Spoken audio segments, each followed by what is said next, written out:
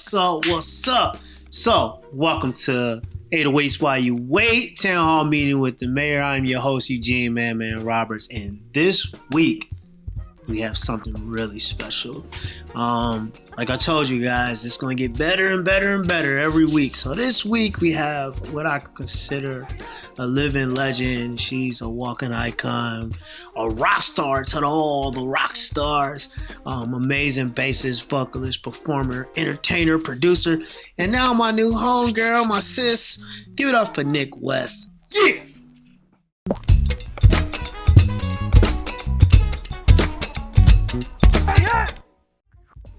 Anyway, welcome. This is just what I call the catch up, see what's going on, what you got going on, and talk some cool things about life, So like we said, we just jumped on. People forgot, we just jumped on and we were just talking about not being able to complain or complaining about. Right. Okay. What's going on? So, what do you got going on? Because you saying, complaining, not complaining. I don't want to complain. So. Right. I'm not complaining. I feel extremely blessed because, I'm a musician that tours 90% of the time. So I'm always on tour. So I've always had these projects that I'm like, oh, I really want to get this done. But then I'll start it and then I never have time to finish it. Right. So now I was finally able to finish it. I finished my album, Moody. Right. I finished, so I started a whole bass lesson curriculum because I'm literally asked probably 10 times a day, teach me how to play, teach me how to play.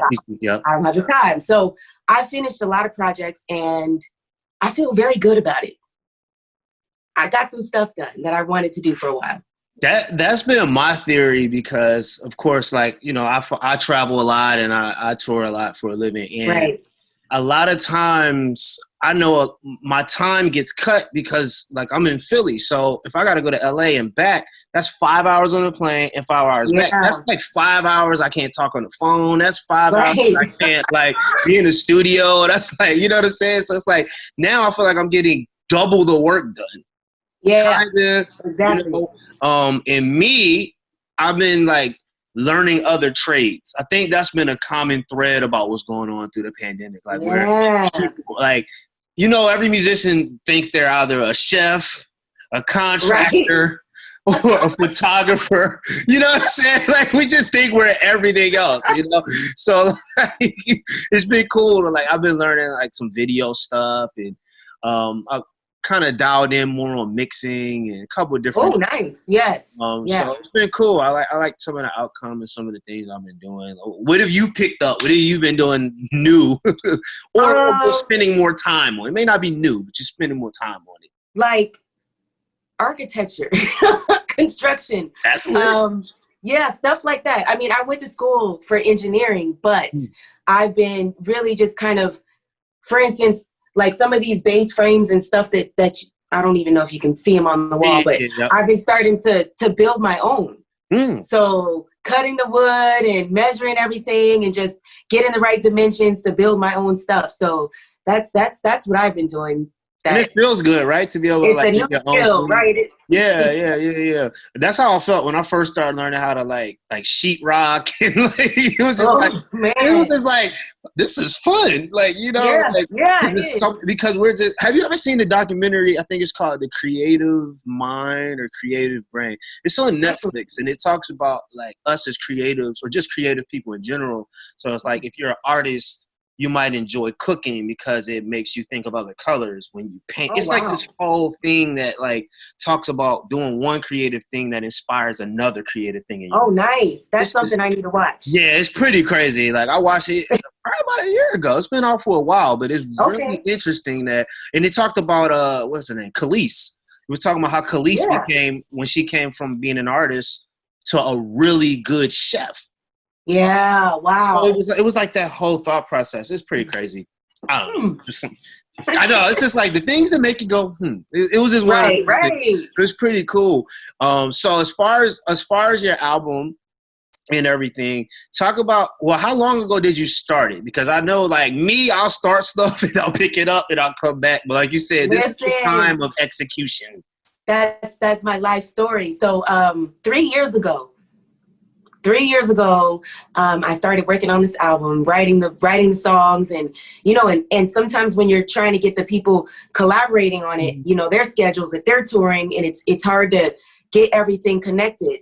Right. So of course I would do a song, I would do a few songs, I would start them, and then I would go on tour.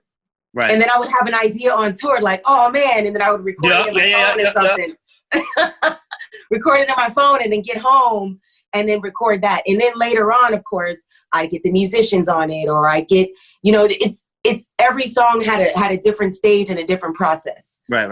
At different times throughout the 3 years. So there's some songs where I would do the whole song, and then like a year later, I'm just like, no, I don't like that. And I would do the whole thing over again.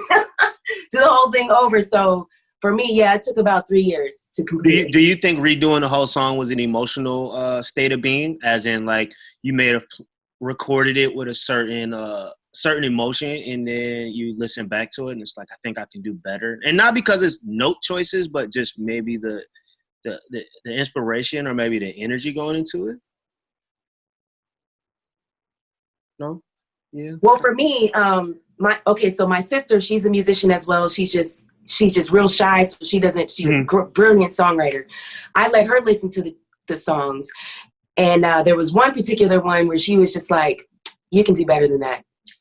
Like, she was telling me, but you know what though? You need that sometimes, because some people will let you go down a rabbit hole, letting you think that, yeah, man, it's so great, and then you just listen back like, are you really about? What, right? Are you not listening? I don't need you to be like, hey, everything's all right. Like, I need you to tell me this sucks. Like, be honest. Right. She told me, she was just like, this is a beautiful song. You're singing it really well, but I know you can do better than that. Like, you need to stretch your voice. She was like, take the key that it's in, sing that on the first verse, but you need to take it up a whole step on the second verse. You can sing that high. And so I was like, really? So I had to like redo it. And I was mad at first, but it came out really, really well. So. Wow. Yeah. So I saw online about this thing you did with Stanley Clarke and a couple of different other amazing, legendary bassists, such as yourself. So how was that feeling? Because I know how it feels when I get to sit on a panel, or it's like I'm working, with, like, because I MD John Legend, right? So I've been with John. So I've been with John for 15 years, but I've been the MD for 12. So working with him, I get these crazy opportunities to work with, the Ricky Minors, or the. I know Ricky. Oh my God. Of course I know you do. Or my mentor. Exactly. I spoke to Ricky like last week we were just chopping it up for no reason. Right. Coming up like as a little kid from Philly, and it's just like, wow, I'm working with Ricky, or I'm working with Greg Gaines, or I'm working with Chili E, or I'm like, it's just like the Oscars, or I'm like Thomas Wilkins, the conductor. It's like the ball, and it's like you do all these things, and it's just like you never think, you know what I'm saying? And then like to be, and these are like superheroes, like superheroes. I got a chance to play with Chris Dave and Pino Palladino for like a hourly thing for John, and it's just like growing up in Philly, neo soul, D'Angelo, and it's just like you grow up listening to Chris Dave and Quest and Pino, and it's just like, okay, so I'm MD in a band, and these guys are in my band. Like, it's like one of those things. That's crazy. So like for you were literally on this show with these superheroes, and like, what was your thought process? Like, not taking away from the fact that you're a superhero, but I know it's like we're the type of people that like we take ourselves out of it and we look like, yo, that's really like, like talk about that whole like, ooh, that feeling. I always have to pinch myself, because I'm just like, what, me? I'm not worthy. And man, when Stanley hit us up like, hey, we want to interview Nick, we want to work with Nick, I was just like, wait, who? Stanley Clarke? Like, he cares about working with me? Like, what? I'm just because I feel like I'm this baby that hasn't like fully blossomed or bloomed into what I'm supposed to be. I feel like I'm still working on trying to get there.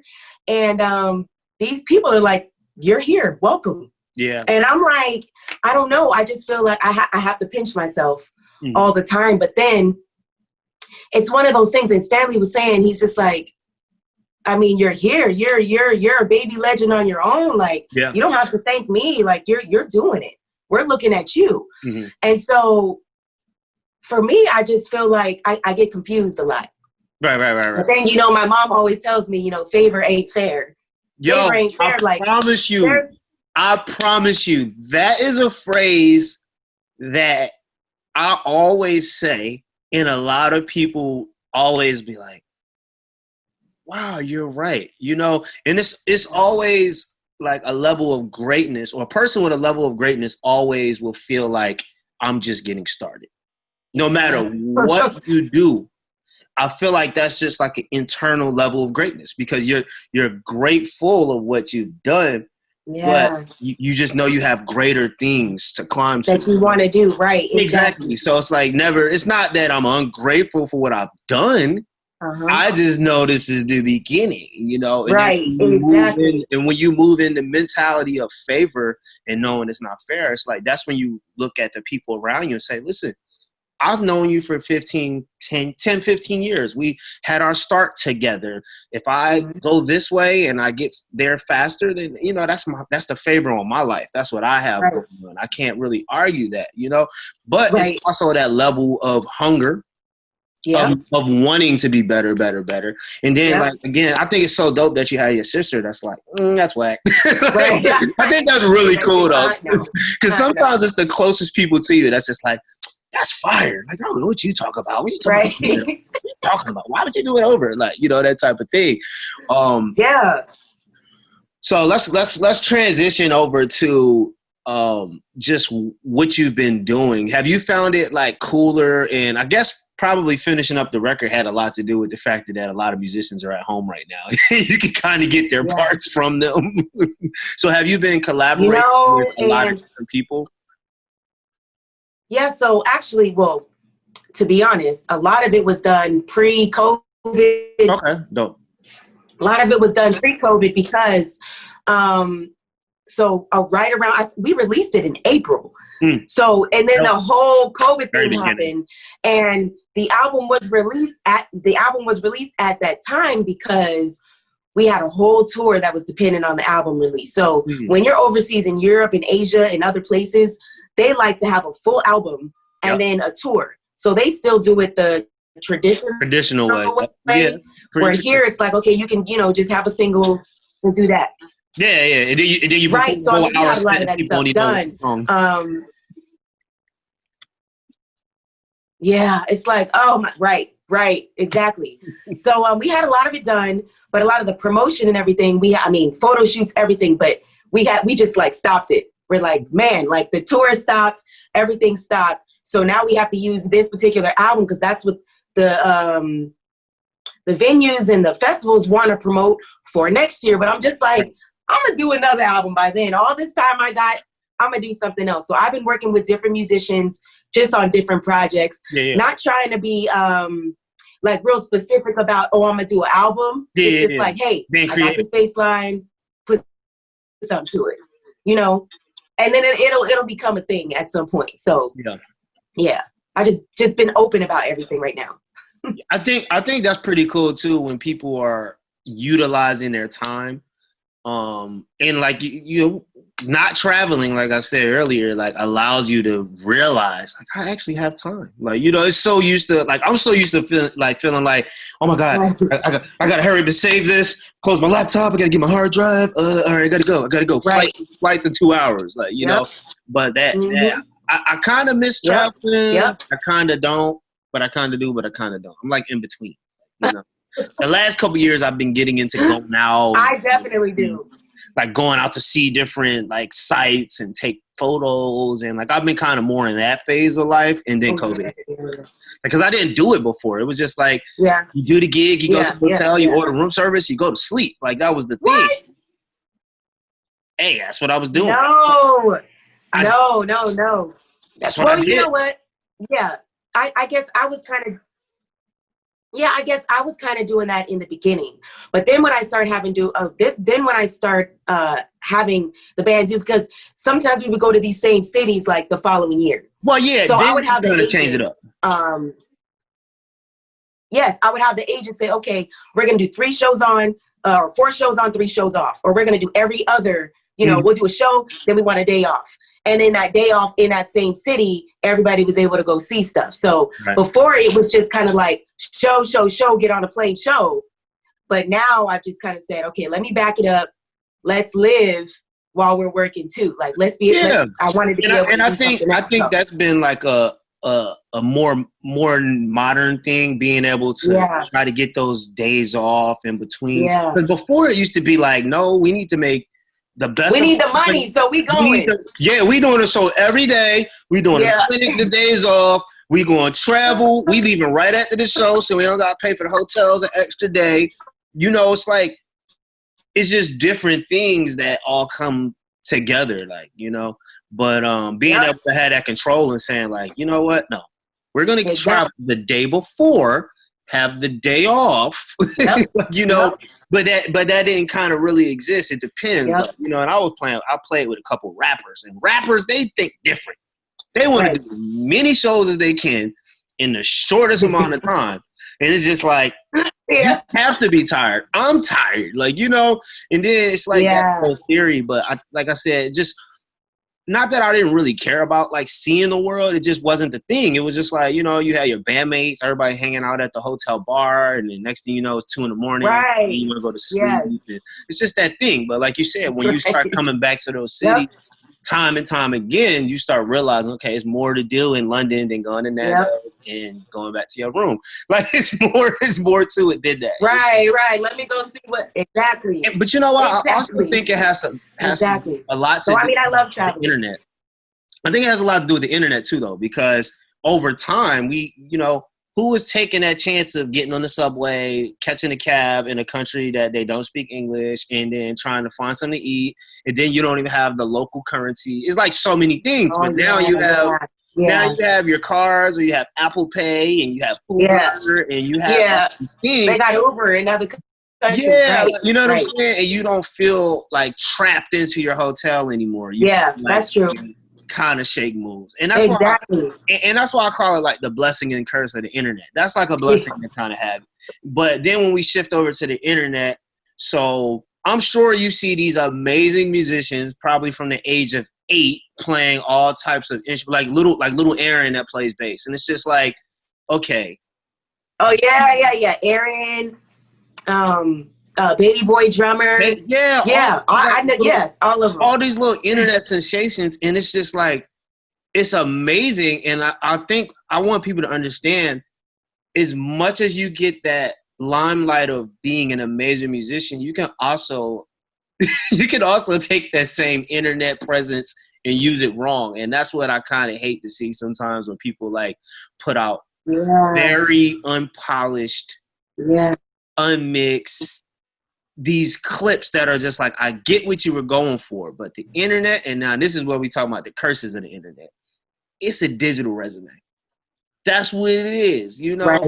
And it clicked in my mind going to different jam sessions where it's like, hey, bro, you want to sit in? I'm like, I could potentially sit in and we might be all killing, or I could sit in and we gonna all sound terrible. You know what I'm saying? So it's like that. Picking and choosing what you do. Listen, I don't even do it.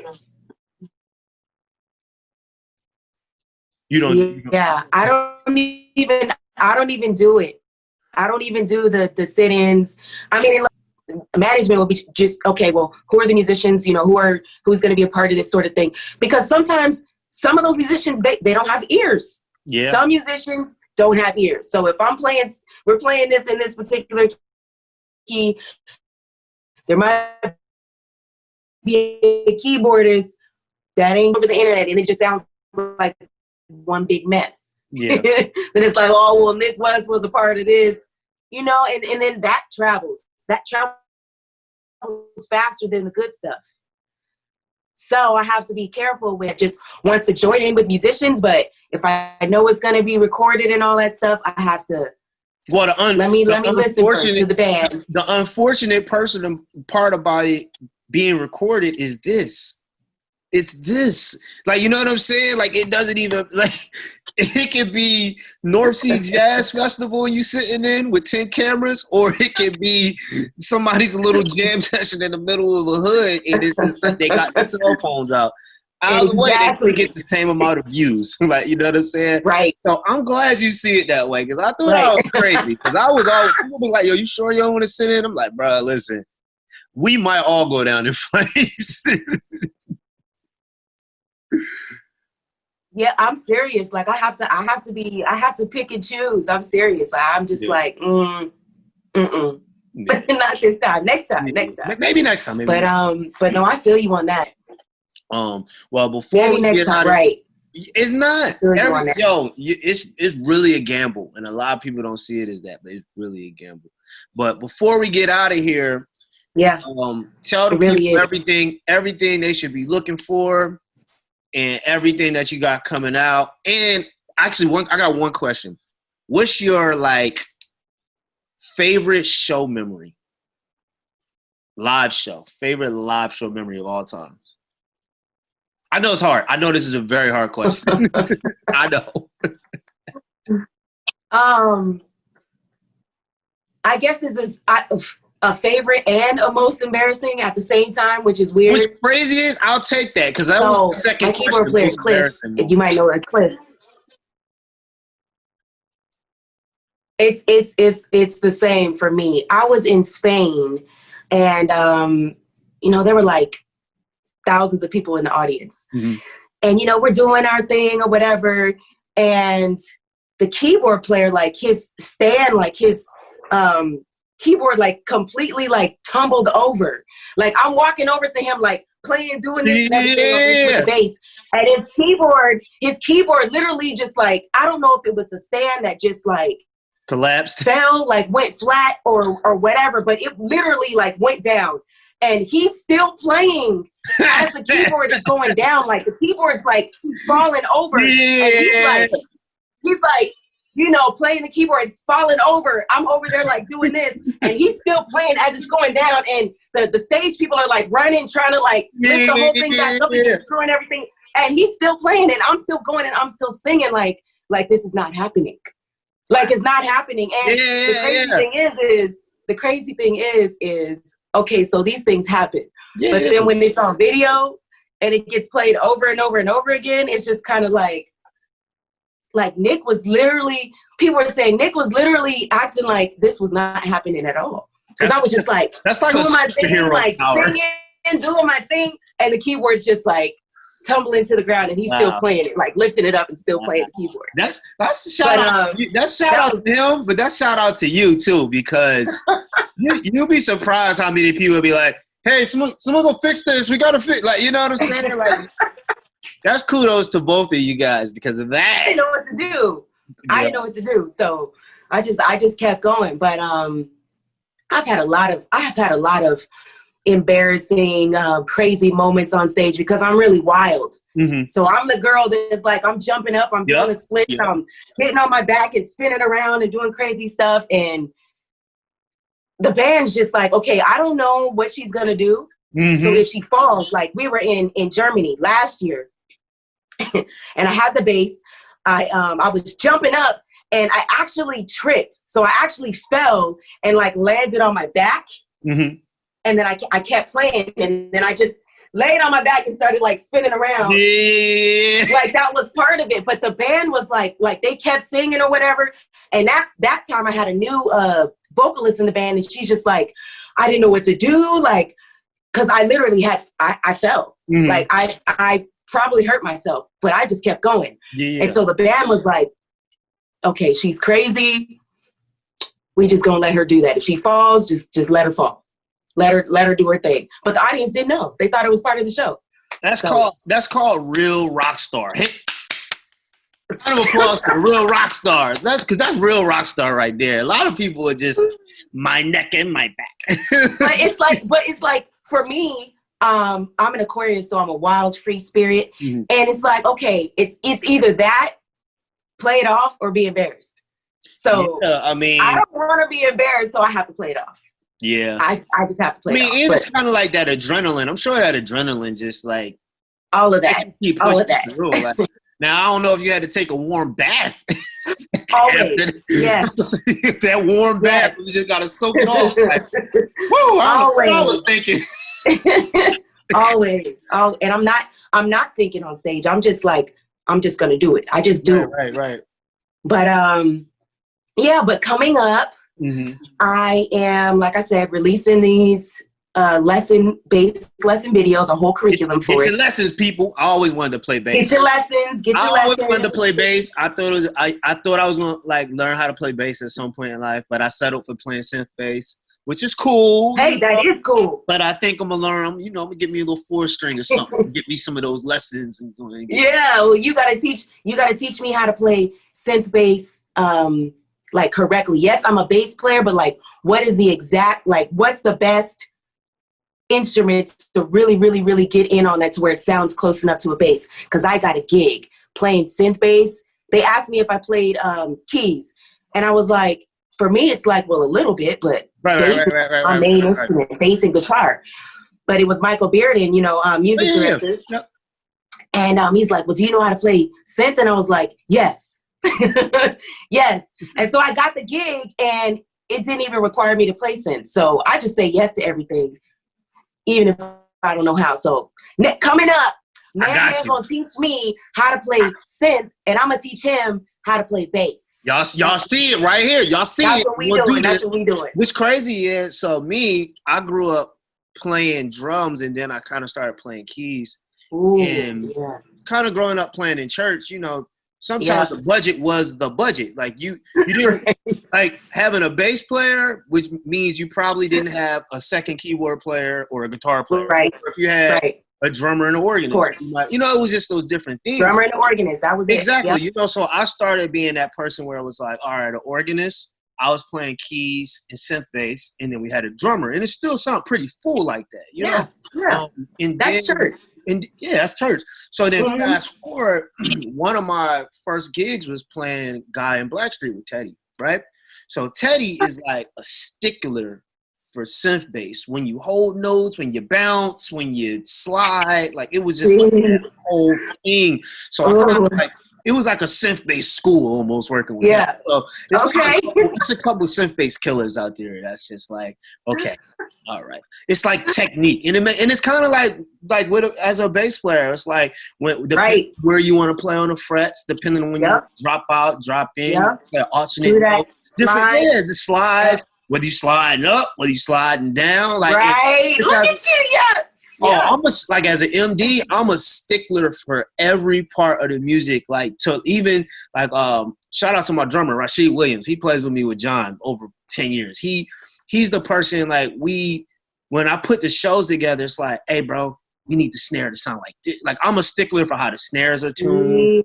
You got those good ears. I go like sometimes I'll go to Zildjian with him and like, nah, that can't be the main crash for this tour. We need something. You a good MD. Oh yeah, because the thing about it is people program or arrange shows, and you put these claps in the track, and the frequency of the snare doesn't meet where the clap is, and it's kind of like it's like a weird frequency thing. Yeah. I'm just really weird like that because it's like how I hear it. Even like if we were to get like a new front of house engineer or whatever, like I'm gonna get a multi-track of the show.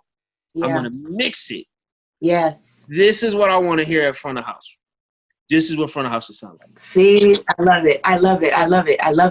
But I started in the industry as a drum tech and stage manager.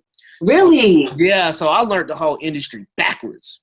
Wow. So now as an MD, now I can foresee any issues. And so prepping a tour, it's like I prep backwards. So I'm going from lights, video, stage plot. I'm going from that way, inputs, Then we go into building our rigs and That's really smart. have on stage and Yeah. that whole type of theory. So it kind of makes it all make sense in my mind, you know. Okay. So we kind of have like a bulletproof structure that way, you know. That's amazing. That is amazing. And growing up in church, we didn't have sex. We didn't have any. Right. We didn't Right. know how to either A, appreciate it, or B, even work with one.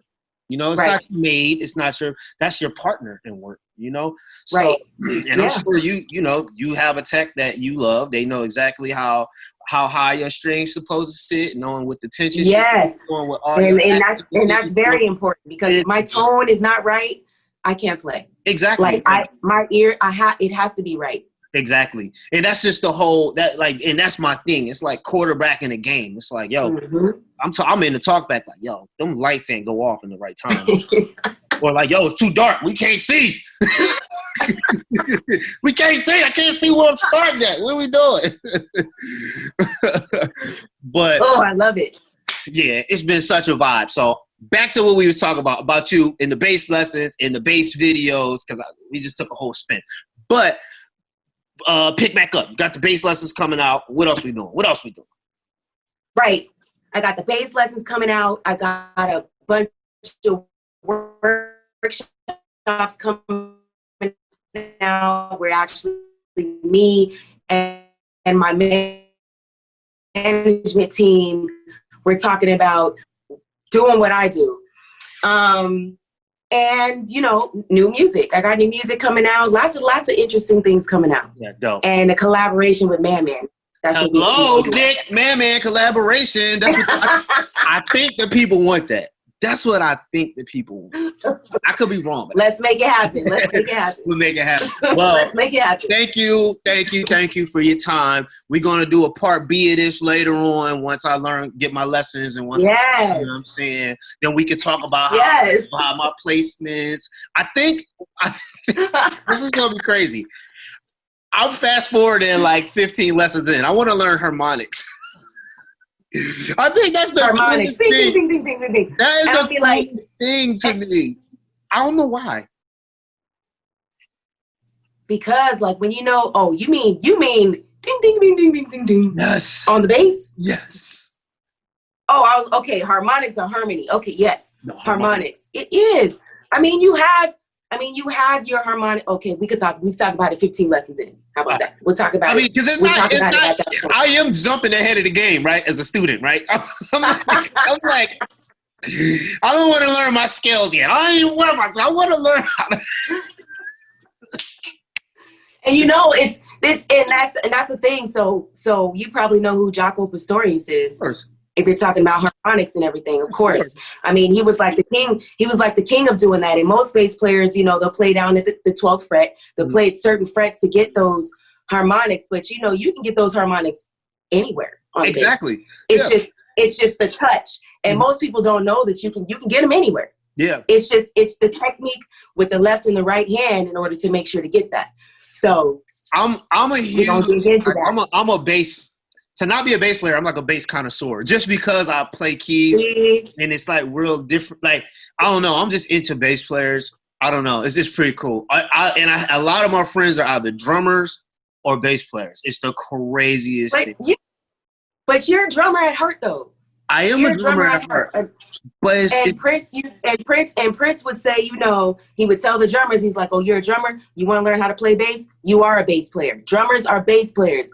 You are playing grooves. You just not playing the notes. So if you just figure out what to do with your hands on the bass, the technique, those are the best bass players or drummers. What's something he told you? He told me a lot of things. But I'll say this, because we were talking about, Stanley Clarke and other legends just kind of saying, oh yeah, we want to work with you. He told me, because I was terrified when I first met him. Mm-hmm. And he said, you know what? There's nobody else like you. Like, you do what you do. I don't need you to be Larry Graham. I don't need you to be Stanley or Marcus. I need you to be Nick West. Like, you are who you are. Mm-hmm. Be you 100% and own that. And he said, now, if there's something that you trying to do and you're not the best at it, you don't need to be doing it.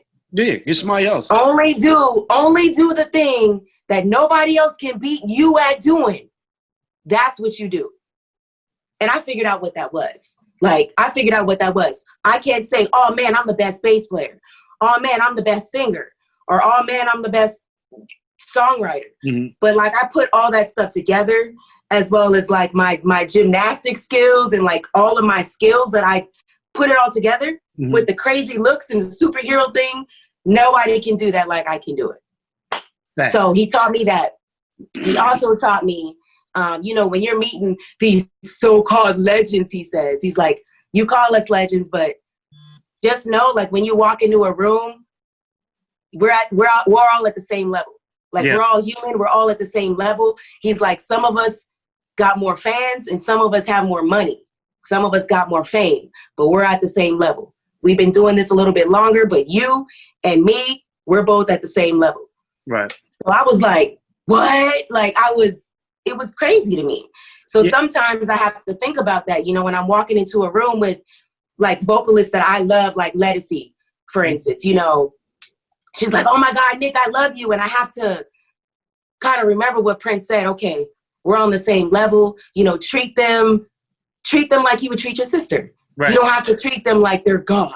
Mm-hmm. Treat them like you would treat your family, because that's what they want. So, I learned a lot from him. We rehearsed for a tour at Paisley Park one time, and this was like 2008, 2009, and like he kind of like peeked in, like it was just like so funny. Right, that's probably what he did. Like, so the engineer told us, like, hey, Prince just peeked in the room. We all going crazy, like, act normal, act normal, act normal, act normal. That's normal. He will do that. And it was kind of crazy. Our old tour manager was David 51 Norman, and he used to be Prince's tour manager for a while. Mm-hmm. So he became our tour manager with John Legend, and he was just like, well, we're starting in Minneapolis. We should just rehearse at Paisley Park. We should go to Paisley Park. And everybody's like, how are we going to get Paisley Park? It's like, oh, I'll make a call. That's easy. Like, you know what I'm saying? I got this. The people that say I'll make a call, that's easy. Those are the people you got to be friends with. I'm just saying, like, that's just what it is. But oh my God, I totally, like, me growing up, like, that was my thought process. Like, I'm not Chick Corea. I'm not Herbie. Like, I am who I am. Right. I want to play how I play. And that's how I operate, Right. And that's always just been my mentality, and that stopped me from ever like feeling a level of being discouraged or feeling like I have to compare myself, because 9 times out of 10, it's not you that really are comparing yourself to someone. It's someone else comparing you, and it's the chatter that makes you feel. Listen, I'm telling you, that's the thing. Right. That's what it is. And look, okay, you have literally just tapped into the key of success in this industry or any industry. That is the key of success right there. Not comparing yourself and not listening to the chatter. Because especially being a female bass player, there's only a few of us. Right. So these guys will be comparing, oh, well, this one's better than this one and this one's better than this one. And I'm like, first of all, you know what? Let's just collaborate. Yeah. Hey, you, and you. Let's collaborate so all the chatter stops. So collaboration is your friend, number one. And don't compare yourself to nobody. Like, if I was trying to be Marcus, I would be discouraged, and I probably wouldn't be doing half of what I'm doing. Right. Because I'm trying to be like him. Yeah. I can't play like him. So I'm just... You don't want to be Marquisha? Marquisha Miller. Marquisha Miller. I gotta send this to him. That is funny. I gotta send this to him. But no, that is the key right there. Yeah, that's the key right there. Yeah. That's the key. And I think that's cool. Like you said, like not comparing yourself. Yep. Favor ain't fair. Like, you know what I'm saying? Yes. Like, all of those are major principles that just keeps your mind together. Like, even through the pandemic, like, a lot of people are just like, for some strange reason, people have this thought process of like, hey, what's up? I'm like, what's up, bro? Hey, man, I know I guess you're not busy right now because I'm at home. I'm like, bruh, opposite. I'm busy right now. What do we, like, what? I got, like, you know what I'm saying? It's like, and I'm gonna kind of close on this point. if you haven't been doing anything within the last 4 months, you A, haven't rebuilt relationships, B, made any new relationships, or C, rekindled any relationships. Straight up. Because without the relationships, like, you're not going to have the open level of communication. You're not going to have anything. Even if you're a fan of somebody, just like, hey, what's up, fam? Just dropping the line. Hope all is well. Hopefully one day we can link or whatever. Like, people do that. So, you know, again, it's going to be a tough law when this is all over, you know. I call it when the floodgates open and the world is back to normal, we'll see what happens. Open the floodgates. You know, who did that song? Paul Morton? Yep, open the floodgates of heaven. Open the floodgates. Right, my dad used to play that song over and over and over again. That's shout out to Bishop Paul Morton. Shout out to PJ Morton. PJ, he just did right. His gospel album. I'm like, that gospel album is so good. You know what's crazy though? A lot of people didn't know he wrote a lot of those songs. So a lot of people are like, "Oh, that's a cover." No, that's his song. First of all, that he wrote, that he let someone else record, like, you know, like that type of thing. But I mean, that's probably like the best collaboration album I've heard in a long time because he got all the heavy hitters. Amazing. Shout out to PJ Morton again. Hey, y'all, get that gospel album. Shout out to PJ Morton. Look, we gonna work together too because I've been listening to your daddy since I was a little, you know. So I was waiting on that gospel when he said, "Yeah, I'm doing a gospel album." I was like, "This is what we've been waiting on too." Like. But that goes right there. You know, a lot of people think, oh, no, that person wouldn't collaborate with that person. Or there's no way this person can do this and that. But you know what they don't have? Relationships. Because when you got relationships, it's pieces of the puzzle that come together that you would never think would come together. Where it's just like, how are you friends with this person? Exactly. How are you doing this? Or how are you, like, you know, it just it just happens. Like, that's what's supposed to happen. And then when you're a good person and you're like, honestly a good person and your intentions pure, when you meet someone else or you introduce someone to someone else, those intentions should all align, you know? So even with this, they were like, yo, it would be dope if you got on with Nick and you guys, I was just like, yes. Like, you know what I'm saying? And it's always a vibe because like some of these things could be weird. Let's be honest. They really you right. Weird. Like, you know what I'm saying? Absolutely right. But I'm getting some bass lessons out of this. You gonna get some I'm getting some synth lessons out of this. You know what I'm saying? And we and we gonna do this. But we get ready to get out of here. People, we gonna get out of here. We gonna do a part B. We gonna showcase some music. We gonna do some things and maybe somebody will win a bass lesson. Maybe you know? Maybe, you know what? Maybe we'll rap or something. They gotta, I don't know. We'll do some trivia. We'll figure something out for the people. I got you. Whatever you need. All right. Well, thank you. And we're going to pick this back up and we connected. We locked in and we're going to do something. We're going to do lessons.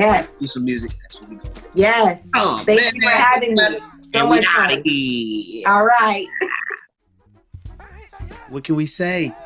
Living legend. I told you guys. Shout out to my sis Nick West again. I want to shout out Rolling Live Studios. I want to shout out Rolling. Who we got? We got Joel, we got Nelly, we got Kristen, we got Brian, we got Igor, we got who else we got? We got Carrie Brown, we got Josie, we got. Shout out to everybody Rolling Live and Rolling, because I can keep going and going and going. So before we get out of here, I got another surprise next week and the week after that and the week after that. But I want you to surprise me. Surprise me with what you got going on at home with hashtag Roll It At Home. So take all your content, make sure you hashtag that so we can find you and follow you and share your stuff on our platforms. Until then, I'm out. Eugene Man Roberts, a.k.a. the Mayor. And this has been 808s While You Wait, Town Hall Meeting with the Mayor. Yeah, shout out to my shirt. Shout out to my shirt. Pleasures by Rolling.